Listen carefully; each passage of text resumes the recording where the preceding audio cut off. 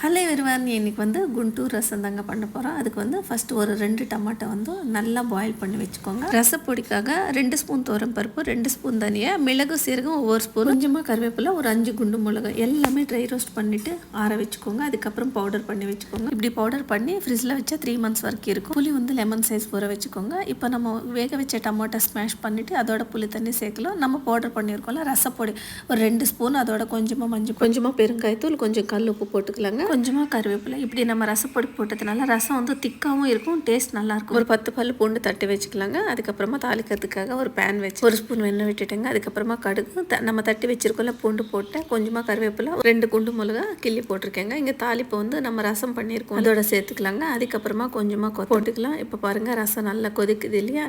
இப்படி நுரக்கட்டினாலே போதுங்க, ரொம்ப கொதிக்கணும் இல்லை. ஸ்டவ் ஆஃப் பண்ணலாம். நம்மளோட டேஸ்டி குண்டூர் டொமேட்டோ ரசம் ரெடி. நீங்களும் ட்ரை பண்ணுங்கள். பிடிச்சிருந்தா சப்ஸ்கிரைப் பண்ணுங்கள்.